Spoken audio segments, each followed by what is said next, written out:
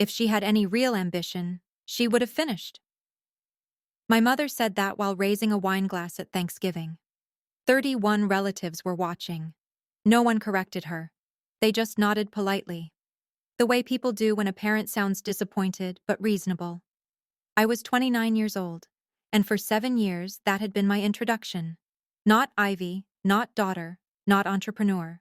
The dropout. The girl who couldn't handle it. What nobody at that table knew, not my father, not my sister, not even the woman clutching pearls across from me, was that the dropout they pitied had already signed paperwork that morning.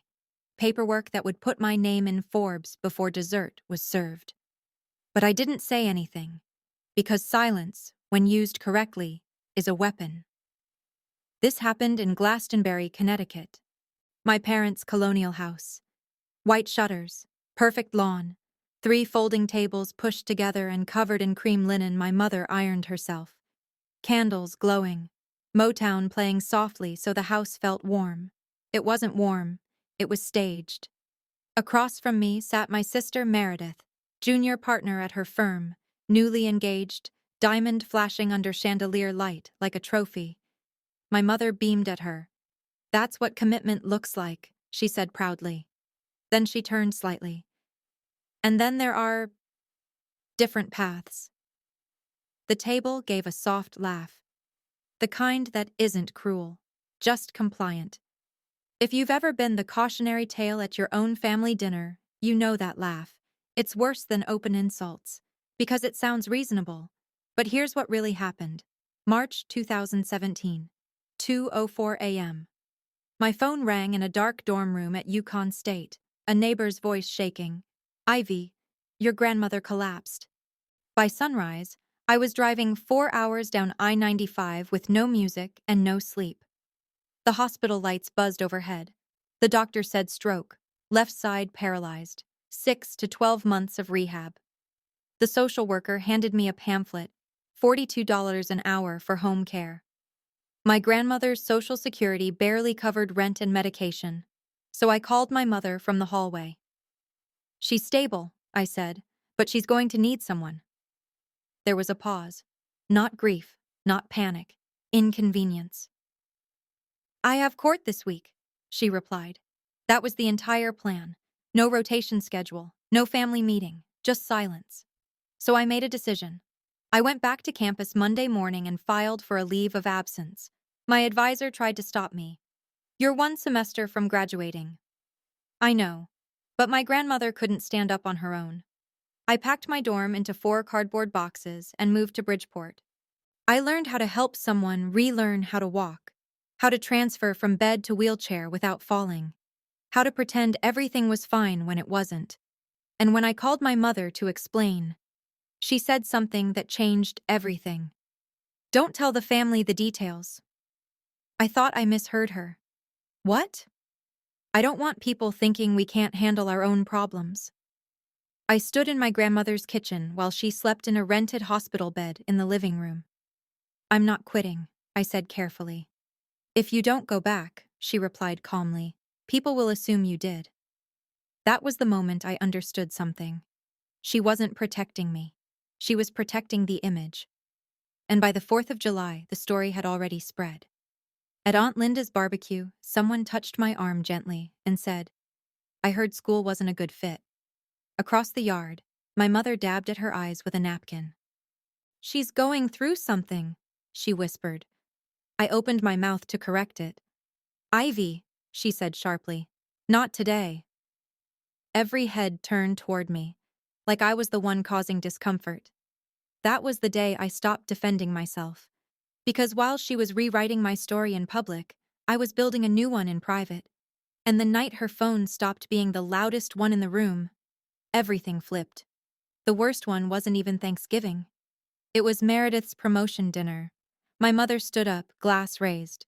Meredith stayed focused, stayed committed. That's what discipline looks like. Then she looked at me. "Not everyone is built for that pressure." 20 people laughed politely. I did too. That was the night I stopped correcting her and started outgrowing her. I didn't build my company out of ambition. I built it out of necessity.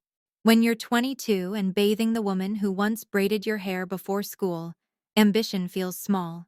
Survival feels urgent. Grandma's rehab schedule ran 3 days a week. Physical therapy at 9 a.m., occupational therapy at 2, speech therapy on Thursdays. In between, there were pills to organize, meals to prepare, insurance calls to fight. At night, when she finally slept, I opened my laptop at the kitchen table. Not to scroll, to learn. Python, data systems, logistics automation, anything that could translate into income fast. At first, it was tiny freelance jobs, a bakery website in Milford, a dentist's scheduling form in Stamford, a small freight dispatcher who needed inventory tracking. $15 an hour, sometimes 20. Grandma's medication alone cost more than my grocery bill. My parents never offered help. They did, however, continue offering commentary. At Thanksgiving that year, my mother introduced me like this. This is Ivy. She decided college wasn't for her. Decided. Like it was a whim. My father smiled politely beside her. Meredith squeezed my hand under the table. Not in defense, in warning. Don't start. So I didn't, because I had already learned something. Arguing made my mother emotional. Emotion made her convincing. Silence made her underestimate me. And underestimation is useful. By 24, I wasn't freelancing anymore. I was building a logistics optimization tool for small freight companies who couldn't afford enterprise systems. Route efficiency, inventory syncing, dispatch automation. It wasn't glamorous, it was profitable. One client in New Haven told me I'd saved them 11 hours a week. Another referred me to 2 more. Word spread the old-fashioned way. Truck drivers talking at rest stops.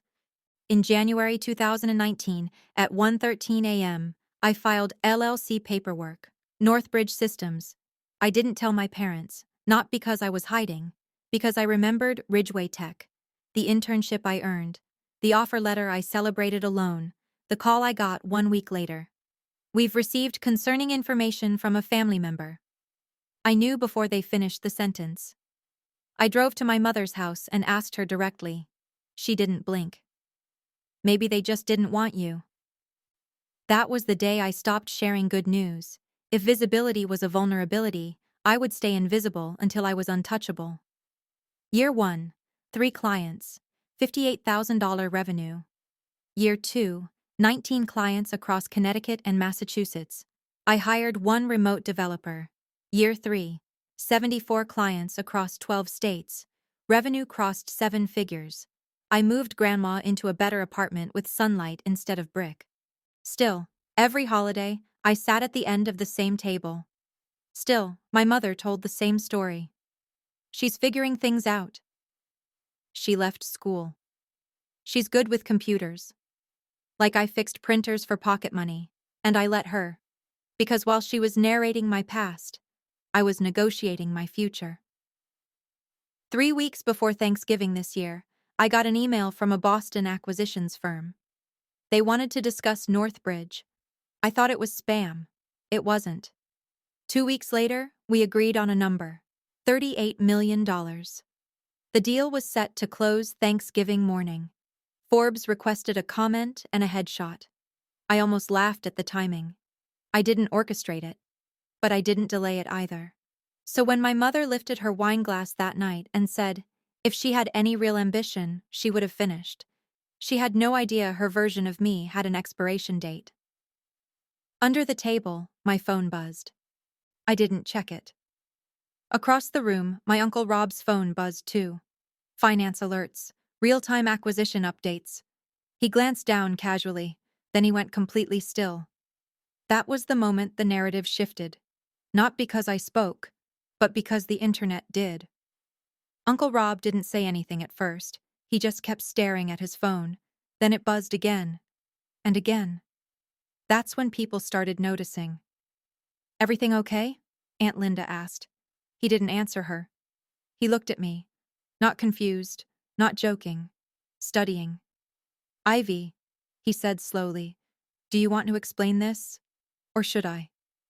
The room quieted. My mother laughed lightly. Explain what? Uncle Rob stood up. He turned his phone around. Forbes. Black and white headline across the top. Northbridge Systems acquired in $38 million deal. Founder Ivy Colton speaks on resilience. There was a photo under it. Me, professional, composed, calm. Not embarrassed. Not lost. Not small. My mother blinked. That's not, she started. Then 3 more phones buzzed. Craig's, Tommy's, even Mrs. Henderson pulled hers out. You could see the glow reflecting in their eyes. Is that you? Tommy whispered. Yes. How much? Uncle Frank asked bluntly. 38 million, Uncle Rob answered for me. Silence. Not polite silence. Shock silence. My mother took the phone from him. Her eyes moved quickly. Headline? Photo? My name? Then the number. She swallowed. You built this? Yes. And you didn't tell us? There it was. The instinct to flip it. Make it about exclusion. I kept my voice steady. You never asked what I was building. Aunt Linda leaned forward. It says here you started the company in 2018. Yes. That's when you left school, Craig said carefully. My mother jumped in before I could respond. She left because she couldn't handle the pressure. I met her eyes. No, I said evenly. I left because Grandma had a stroke. The words landed harder than the headline. What? Tommy said. Grandma Ruth adjusted in her wheelchair. I had a stroke, she said clearly. March 2017. The table turned toward her. Ivy moved in with me, she continued. Full time. Took me to therapy, bathed me, fed me. No one spoke. My mother's face drained of color. That's not how it happened. That is exactly how it happened, Grandma replied. No drama, no anger, just truth. Aunt Linda looked at my mother. Diane, you told us she quit. I was protecting this family, my mother snapped. People judge. So you lied? Uncle Frank asked. I simplified. The room shifted, subtly, away from her. I reached into my purse. For years, I carried one folded page. I never wanted to use it, but I also never deleted it. I placed it on the table. Uncle Rob picked it up. His jaw tightened as he read the header.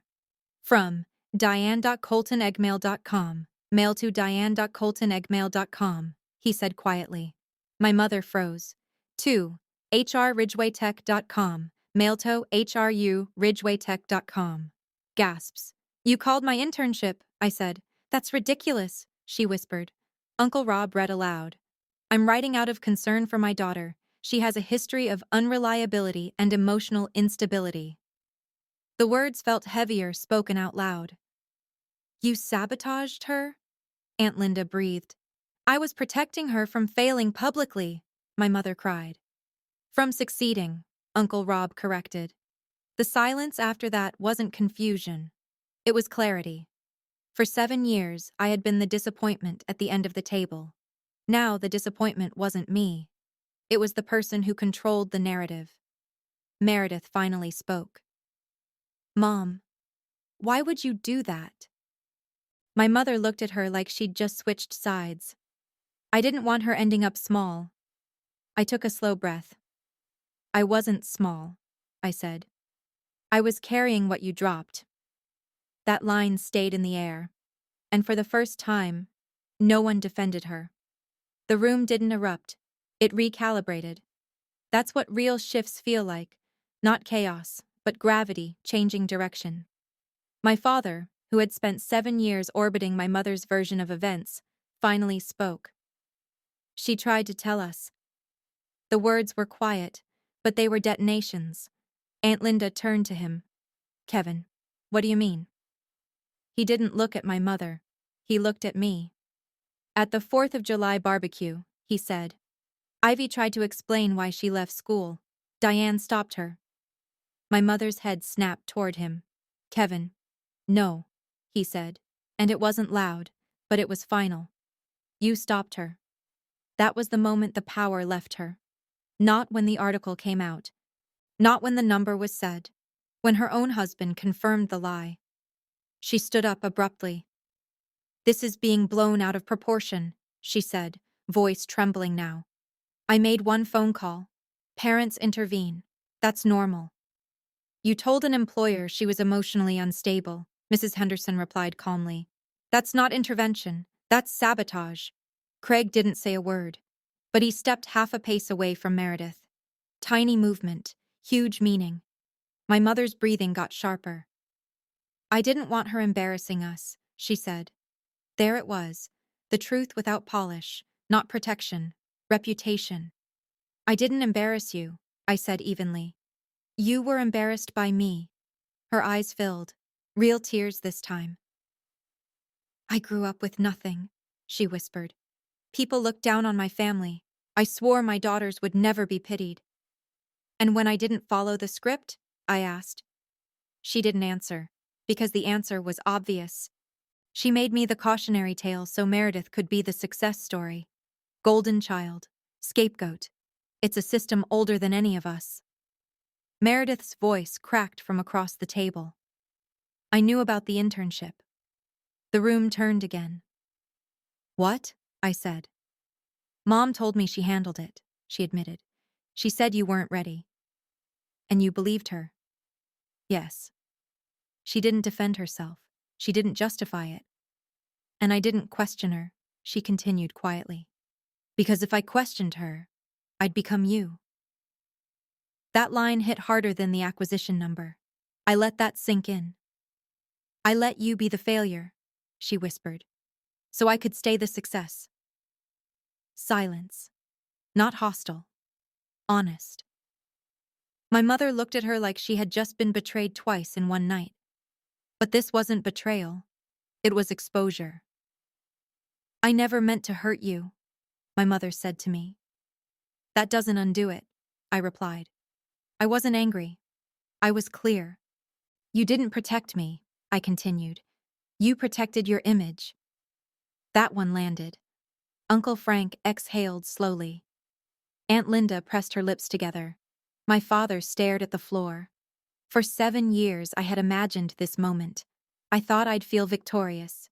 Instead, I felt steady, grounded, finished shrinking. You could have told us about the company, my mother tried one last time. The last time I told you something good, I said, you took it away. Her shoulders dropped. There was nothing left to argue. Grandma reached for my hand. You're standing now, she said softly. Yes, I was. And for the first time at that table, my silence wasn't submission. It was control. The dinner never recovered. Pumpkin pie sat untouched on the counter. Football played to an empty living room. Conversations broke into low, private clusters instead of orbiting my mother. That alone told me everything. For years, she had been the center of gravity. Now people were avoiding her. I stepped onto the front porch for air. Cold Connecticut November air hit my face, sharp and honest. The door opened behind me. Meredith joined me. No diamond shine now, no corporate confidence, just my sister. I'm sorry, she said quietly. For what? I asked. For choosing safety over truth. That surprised me. She wrapped her arms around herself. I built my whole identity on not being you, she admitted. Perfect grades, law school, promotions, engagement. I thought if I stayed impressive enough, Mom would never turn on me. And I was the buffer, I said. She nodded. I let her rewrite you because it kept her satisfied. There it was. Golden child survival instinct. I don't hate you, I said. She blinked, like she expected something harsher. But I don't trust you either. Fair, honest. The front door opened again. This time it was my father. He looked smaller somehow, less authoritative. Your mother's not okay, he said. I let out a soft breath. I wasn't okay for 7 years. He nodded. I know. The words felt late, but real. I should have stopped it, he added. Yes, I said. No anger, no softness, just truth. He didn't defend himself. He just stood there in the cold. What happens now? He asked. I thought about that, about holidays, about being introduced as a lesson, about sitting quietly while someone else controlled my narrative. I'm not coming back, I said. He didn't argue. Not until three things happen. He waited. 1. She tells everyone the real reason I left school. A slow nod. 2. She stops speaking for me. Another nod. And 3. She gets help. Real help. Because this isn't about college, it's about control. He looked back at the house through the glass. Then back at me. I'll tell her. Grandma rolled onto the porch in her wheelchair. You done? She asked. Yes. We walked toward the car together. Snow had started falling lightly. Not enough to stick, just enough to soften everything. As I opened the passenger door for her, she squeezed my hand. You didn't humiliate her, she said. I know. She humiliated herself. That was the truth. I drove away from the only house I had ever tried to impress, and for the first time, I didn't feel like the dropout. I felt like the one who finished something. Not college. The lie. 2 weeks after Thanksgiving, the house on Maple Ridge Drive wasn't the same. Not because it sold, not because it burned down, because the illusion inside it cracked. Aunt Linda hosted Christmas that year. Not my mother. That detail sounds small. It wasn't. Control had shifted. Uncle Rob called me the Monday after the Forbes article went live. I should have asked more questions, he said. You believed what you were told, I replied. That's how narratives survive, he answered quietly. Tommy texted me a few days later. I'm sorry I laughed at the printer joke. I had almost forgotten that. 3 years earlier, someone asked what I did for work. My mother had smiled and said, she's really good with computers. She fixed my printer once.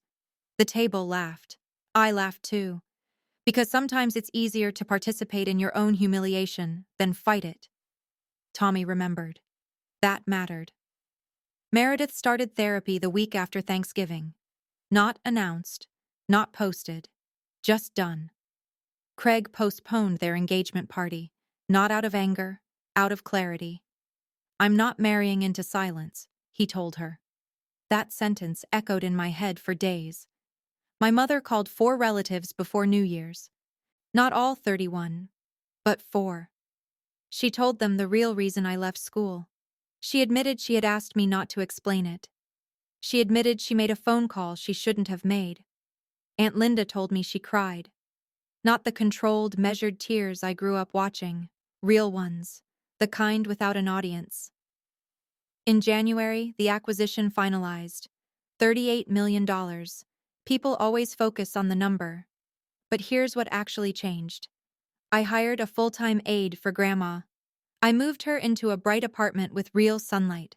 I slept without checking my bank account first thing in the morning. That's what 38 million felt like. Security, not revenge. I started therapy too. Not because I was falling apart, because silence leaves marks, and I refused to carry them forever. One afternoon in February, I hosted Grandma's 81st birthday. Small dinner, 12 people. Uncle Rob wore a ridiculous party hat the entire night.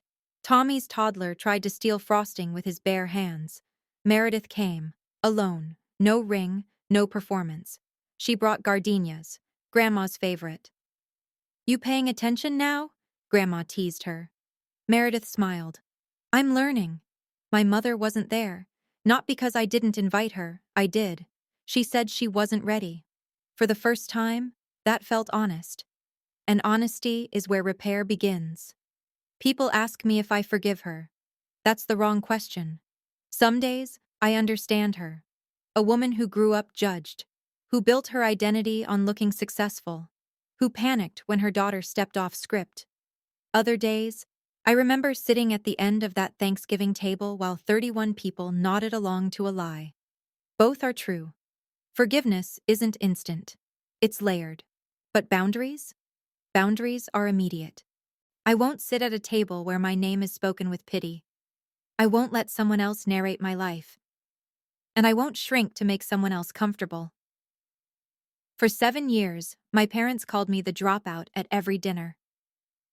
One phone notification shut that story down, not because of money, not because of Forbes, but because the truth finally had witnesses. And once truth has witnesses, it doesn't need defending anymore. If you've ever been the family disappointment, if you've ever been introduced as a warning, if you've ever stayed quiet while someone rewrote your life, you don't have to build a $38 million company to prove anything. You just have to stop shrinking. Sometimes the quiet isn't weakness. Sometimes it's preparation. And one day, the room goes silent for a different reason. And that silence belongs to you. For 7 years, my parents called me the dropout at every dinner. One phone notification ended that story. Not because of money, not because of Forbes, but because the truth finally had witnesses. And once the truth has witnesses, it doesn't need defending anymore. I didn't finish college. I finished the lie.